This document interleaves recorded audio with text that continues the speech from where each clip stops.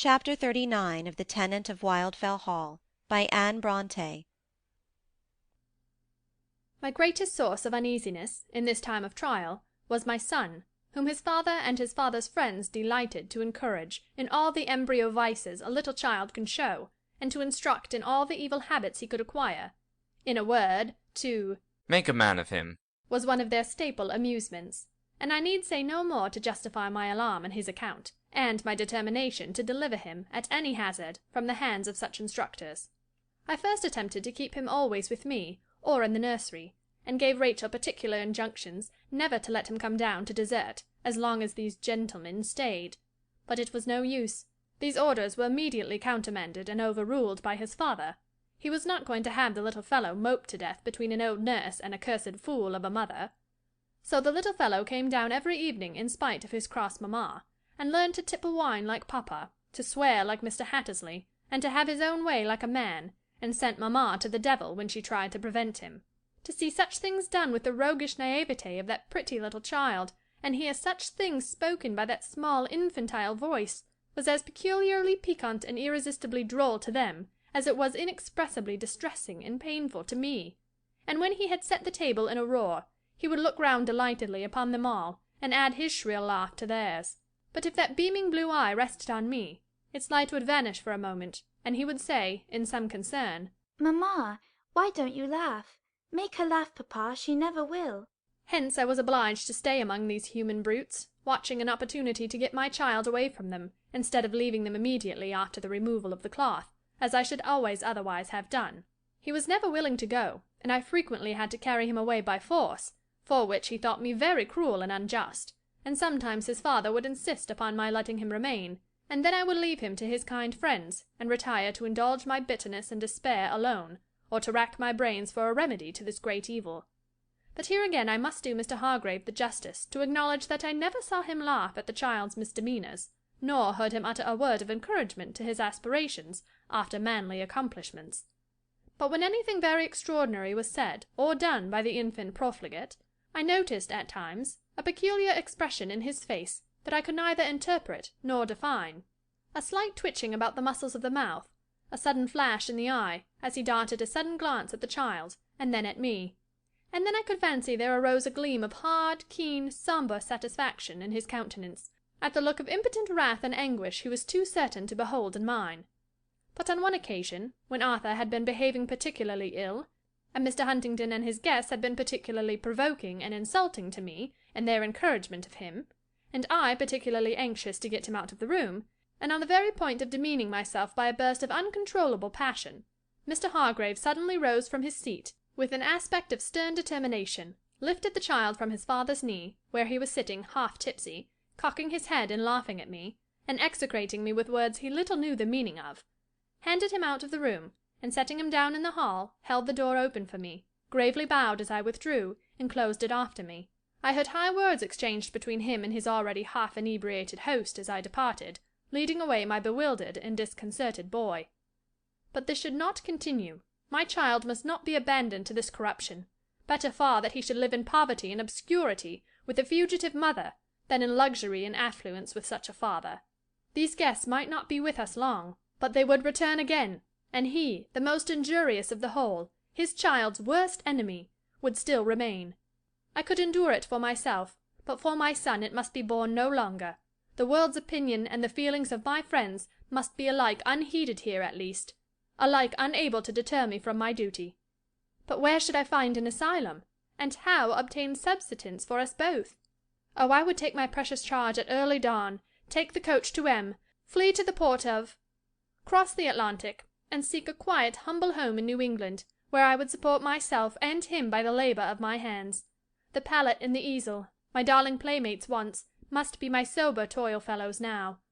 But was I sufficiently skilful as an artist to obtain my livelihood in a strange land, without friends, and without recommendation? No, I must wait a little.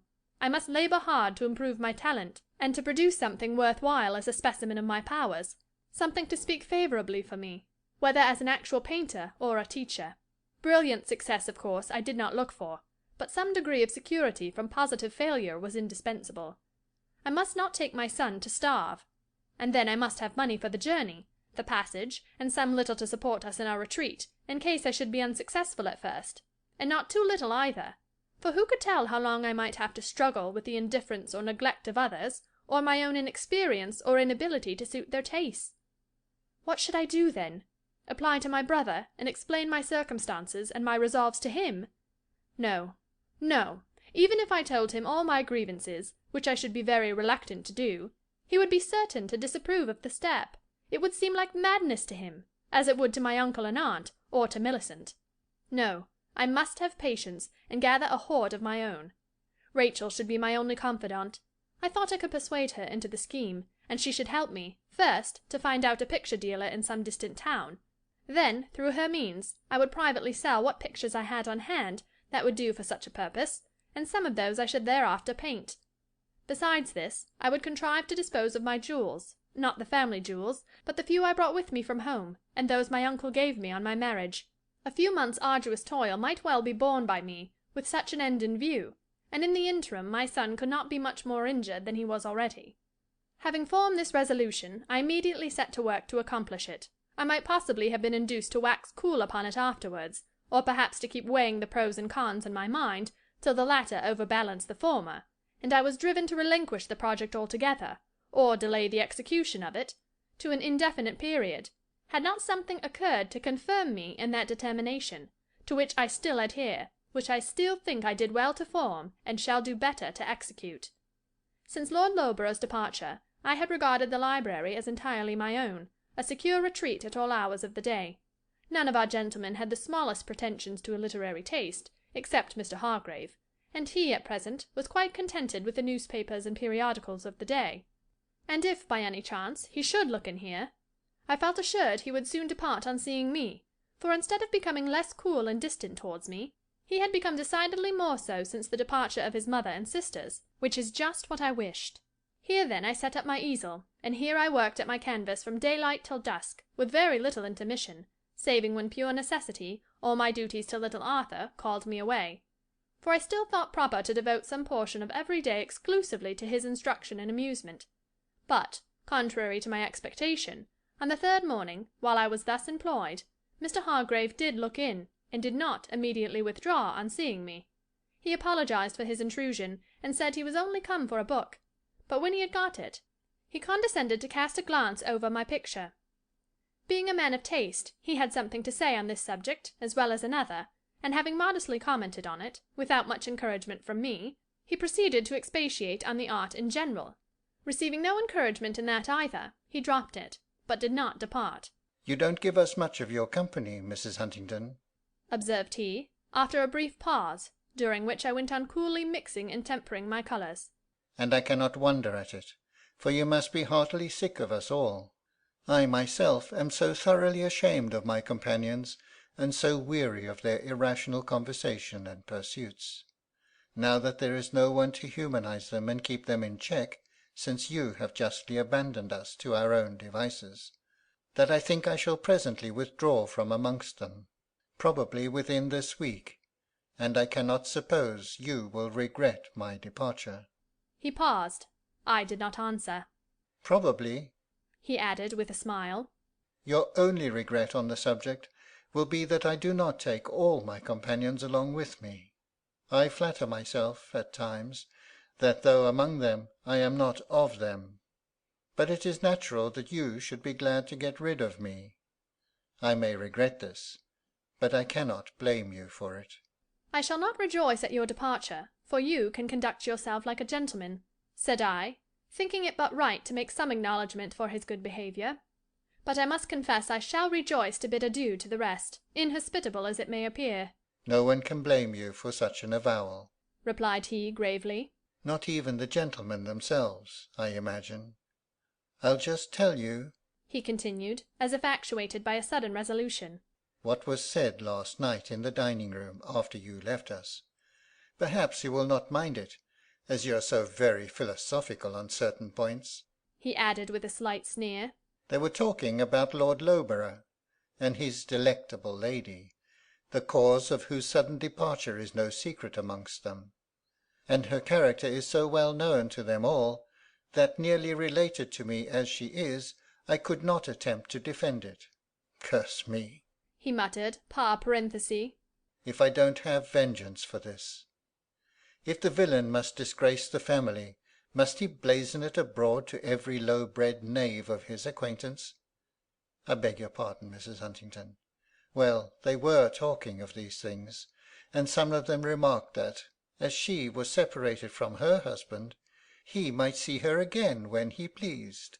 "Thank you," said he. "I've had enough of her for the present. I'll not trouble to see her, unless she comes to me." "Then what do you mean to do, Huntingdon, when we're gone?" said Ralph Hattersley. "Do you mean to turn from the error of your ways, and be a good husband, a good father, and so forth? As I do, when I get shut of you and all these rollicking devils you call your friends. I think it's time.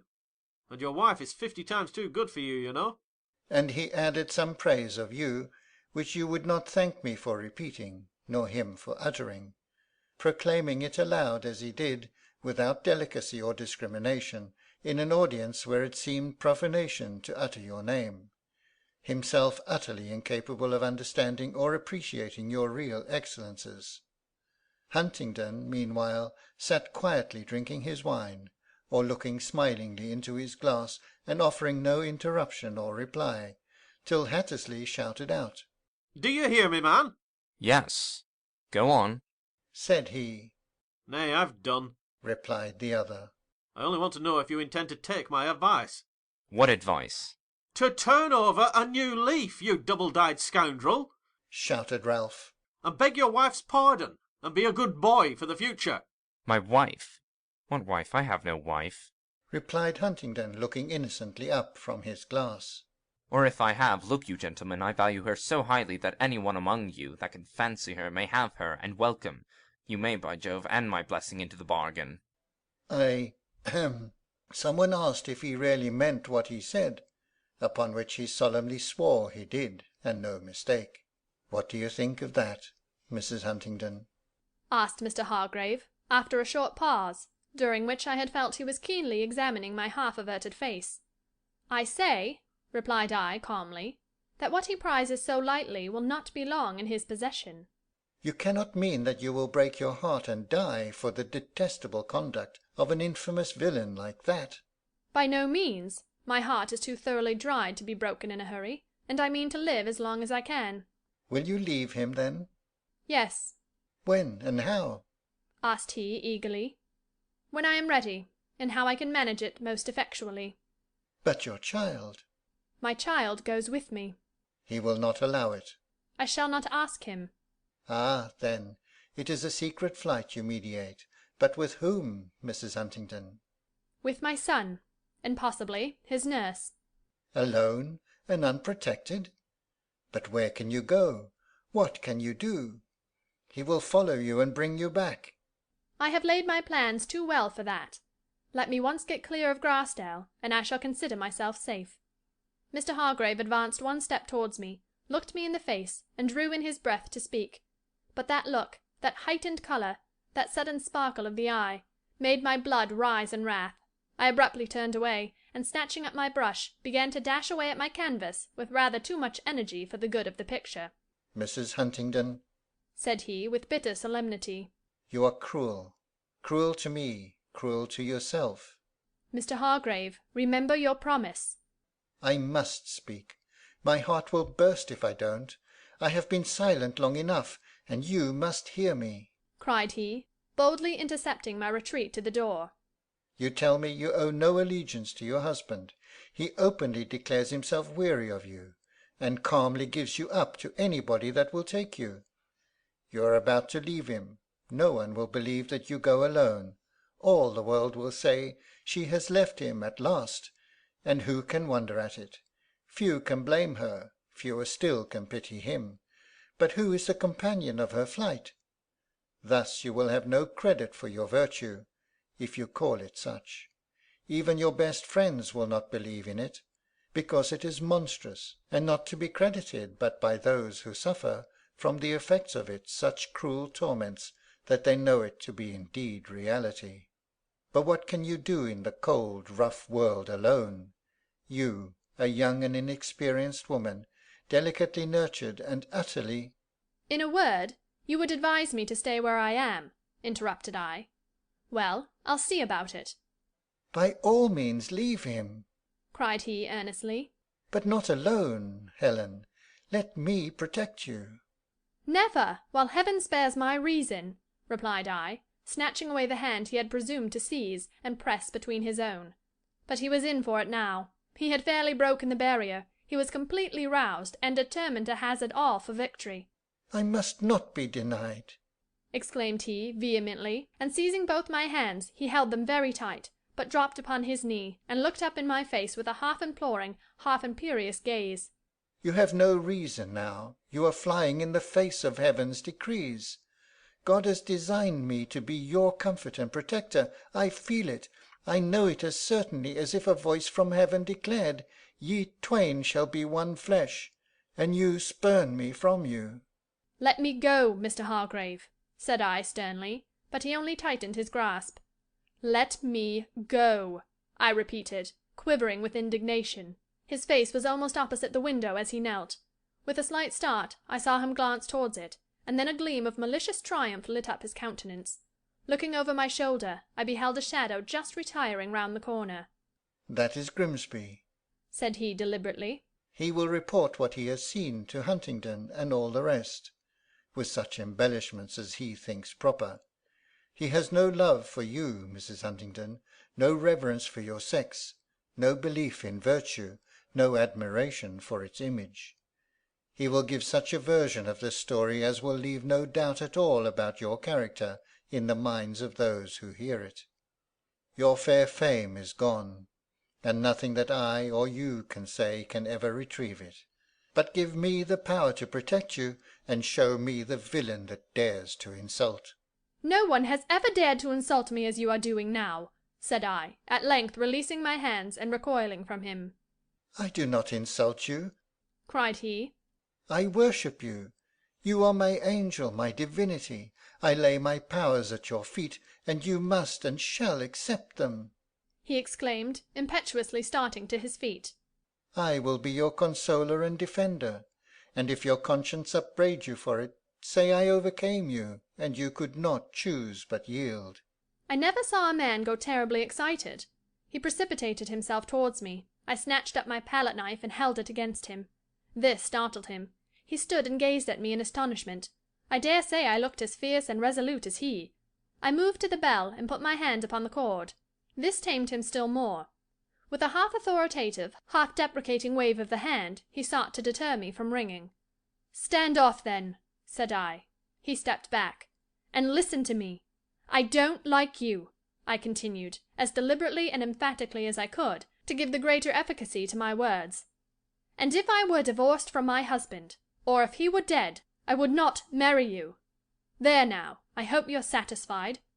His face grew blanched with anger. I am satisfied, he replied, with bitter emphasis. that you are the most cold-hearted, unnatural, ungrateful woman I ever yet beheld. Ungrateful, sir? Ungrateful. No, Mr. Hargrave, I am not. For all the good you ever did me, or ever wished to do, I most sincerely thank you. For all the evil you have done me, and all you would have done, I pray God to pardon you, and make you of a better mind. Here the door was thrown open, and Messrs. Huntingdon and Hattersley appeared without. The latter remained in the hall, busy with his ramrod and his gun. The former walked in, and stood with his back to the fire, surveying Mr. Hargrave and me, particularly the former, with a smile of insupportable meaning, accompanied as it was by the impudence of his brazen brow, and the sly malicious twinkle of his eye. Well, sir? said Hargrave, interrogatively, and with the air of one prepared to stand on the defensive. Well, sir, returned his host. We want to know if you are at liberty to join us in a go at the pheasants, Walter, interposed Hattersley from without. Come, there shall be nothing shot besides, except a puss or two. I'll vouch for that. Walter did not answer, but walked to the window to collect his faculties. Arthur uttered a low whistle, and followed him with his eyes. A slight flush of anger rose to Hargrave's cheek, but in a moment he turned calmly round, and said carelessly, I came here to bid farewell to Mrs. Huntingdon, and tell her I must go to-morrow. Huh. You're mighty sudden in your resolution. What takes you off so soon, may I ask? Business. returned he, repelling the other's incredulous sneer with a glance of scornful defiance. Very good, was the reply, and Hargrave walked away. Thereupon Mr. Huntingdon, gathering his coat-laps under his arms, and setting his shoulder against the mantelpiece, turned to me, and addressing me in a low voice, scarcely above his breath, poured forth a volley of the vilest and grossest abuse it was possible for the imagination to conceive, or the tongue to utter. I did not attempt to interrupt him, but my spirit kindled within me, and when he had done, I replied, "If your accusation were true, Mr. Huntingdon, how dare you blame me?" "She's hit it, by Jove!" cried Hattersley, rearing his gun against the wall, and stepping into the room. He took his precious friend by the arm, and attempted to drag him away. "Come, my lad," he muttered. "True or false, you've no right to blame her, you know, nor him either, after what you said last night. So come along." There was something implied here that I could not endure. "Dare you suspect me, Mr. Hattersley?" said I, almost beside myself with fury. "Nay, nay, I suspect nobody. It's all right, it's all right. So come along, Huntingdon, you blackguard." She can't deny it. cried the gentleman thus addressed, grinning in mingled rage and triumph. She can't deny it if her life depended on it. And muttering some more abusive language, he walked into the hall and took up his hat and gun from the table. "I scorn to justify myself to you," said I.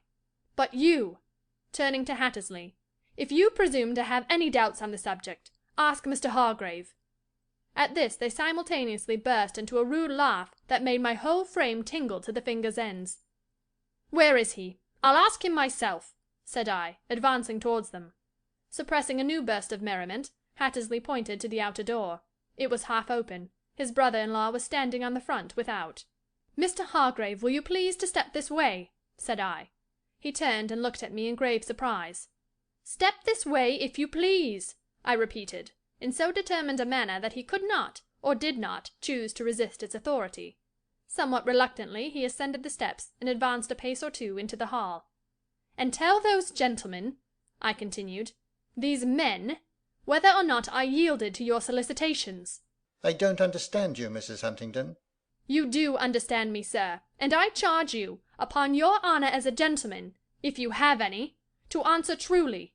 Did I, or did I not?" No. muttered he, turning away. "Speak up, sir, they can't hear you. Did I grant your request?" You did not. "No, I'll be sworn she didn't," said Hattersley. "or he'd never look so black." I'm willing to grant you the satisfaction of a gentleman, Huntingdon. said Mr. Hargrave, calmly addressing his host, but with a bitter sneer upon his countenance. Go to the deuce, replied the latter, with an impatient jerk of the head.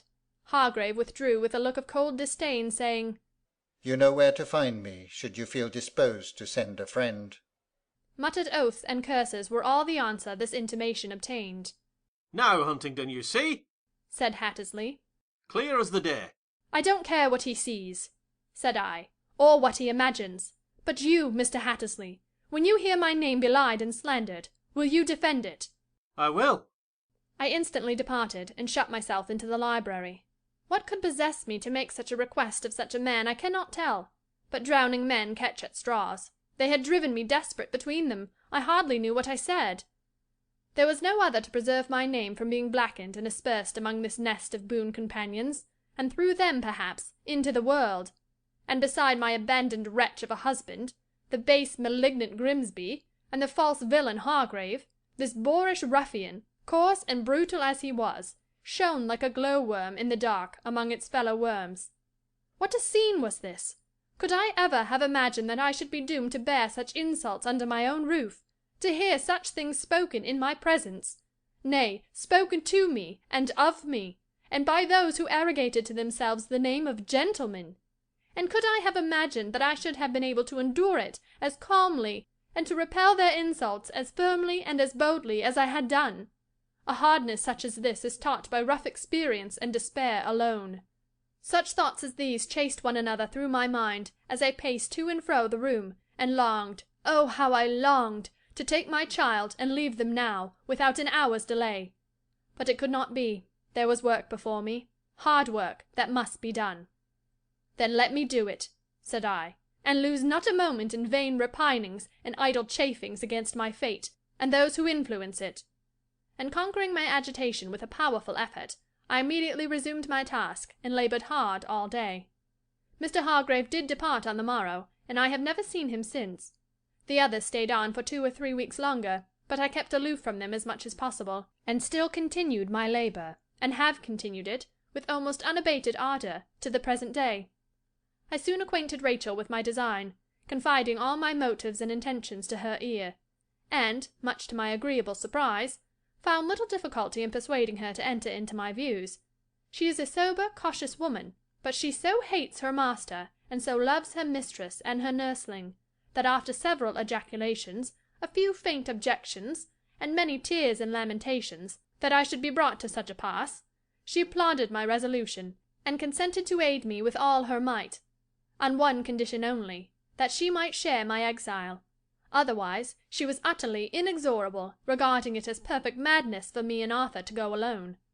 With touching generosity she modestly offered to aid me with her little hoard of savings, hoping I would excuse her for the liberty, but really if I would do her the favour to accept it as a loan she would be very happy. Of course I could not think of such a thing, but now, thank heaven, I have gathered a little hoard of my own, and my preparations are so far advanced that I am looking forward to a speedy emancipation. Only let the stormy severity of this winter weather be somewhat abated, and then, some morning, Mr. Huntingdon will come down to a solitary breakfast-table, and perhaps be clamouring through the house for his invisible wife and child, when they are some 50 miles on their way to the western world, or it may be more, for we shall leave him hours before the dawn, and it is not probable he will discover the loss of both until the day is far advanced. I am fully alive to the evils that may and must result upon the step I am about to take, but I never waver in my resolution, because I never forget my son.